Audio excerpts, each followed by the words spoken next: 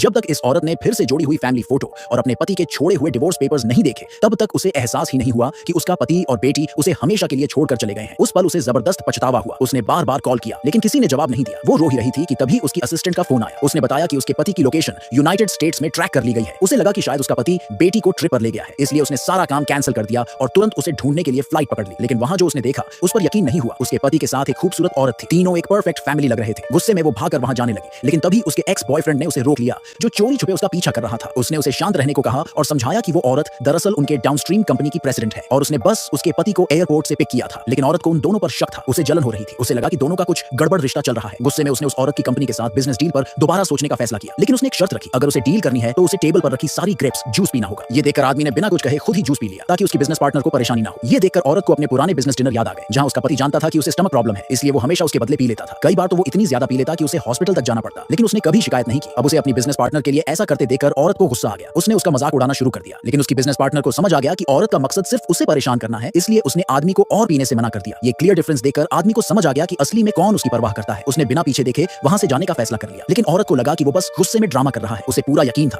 कि अगर वो 3 2 1 गिनने लगेगी तो वो जरूर वापस आ जाएगा। और वाकई आदमी वापस आया, लेकिन इससे पहले कि औरत कुछ बोलती, उसने उसे जोर से डांट दिया कि वो उनकी बेटी को जबरदस्ती ले गई, जबकि ये किसी अच्छे पति या पिता का काम नहीं है। उसने उससे माफी मांगने की मांग की और यहाँ तक कह दिया कि अगर वो सॉरी बोलेगा तो वो उससे फिर से शादी कर लेगी। उसने उसकी बिजनेस पार्टनर को भी धमकी दी कि वो आदमी को छोड़कर चली जाए, लेकिन आदमी सिर्फ अपना फोन लेने वापस आया था, जो वो भूल गया था। अब औरत खुद को रोक नहीं पाई और उसने सीधे पूछ लिया, तुमने मुझसे डिवोर्स सिर्फ इस औरत की वजह से लिया है ना? उसने घमंड में कहा, मैं इससे ज्यादा अट्रैक्टिव और सक्सेसफुल हूँ। हम 8 साल से शादीशुदा हैं और हमारी एक बेटी भी है, तो इसका कोई हक नहीं बनता तुम्हें मुझसे छीनने का। लेकिन जैसे ही उसने बेटी का जिक्र किया, आदमी को बहुत गुस्सा आ गया। उसने कहा, तुमने कभी अपनी बेटी की सच्चे दिल से परवाह नहीं की, तुम एक अच्छी मां बनने के लायक ही नहीं हो। इसी दौरान उसे अपने सबॉर्डिनेट का फोन आया। उसने रिपोर्ट दी कि उसकी बेटी को अभी तक स्कूल से पिकअप नहीं किया गया। ये सुनते ही आदमी घबरा गया और उसने तुरंत सबको उसे ढूंढने का ऑर्डर दिया। इसी मौके का फायदा उठाते हुए एक्स बॉयफ्रेंड ने आदमी का मजाक उड़ाया, जिसे अपनी ही बेटी का पता नहीं रहता वो क्या बाप बनने लायक है। उसने कहा कि अगर वो लोग स्कूल नहीं गए होते तो बच्ची खतरे में पड़ जाती। इतने में आदमी को रियलाइज हुआ कि उसकी बेटी औरत की कार में थी। ये सुनते ही उसकी बिजनेस पार्टनर को बहुत टेंशन हो गई, क्योंकि बाहर का टेंपरेचर -30 डिग्री सेल्सियस था। जब वो कार तक पहुंचे तो देखा कि बच्ची बेहोश थी। औरत ने गिल्ट में रोते हुए कहा, मैंने हीटर ऑन किया था, मुझे समझ नहीं आ रहा कि ये कैसे हुआ। लेकिन उसे नहीं पता था कि ये सब उसके एक्स बॉयफ्रेंड की चाल थी। उसने सोचा था कि अगर बच्ची मर जाएगी तो औरत आदमी को छोड़ देगी और उससे शादी कर लेगी। गनीमत रही कि समय पर मेडिकल ट्रीटमेंट मिला और बच्ची की बॉडी टेंपरेचर नॉर्मल हो गई, लेकिन डॉक्टर ने बताया कि बच्ची को मेंटल इलनेस हो चुकी है। औरत ने आदमी को दोषी ठहराया, ये सब तुम्हारी लापरवाही की वजह से हुआ। लेकिन डॉक्टर ने साफ किया कि ये बीमारी 2 साल पहले ही शुरू हो गई थी। तब बच्ची को अंधेरे से डर लगता था और वो माँ के साथ सोना चाहती थी। लेकिन औरत ने कह दिया, तुम अब 6 साल की हो,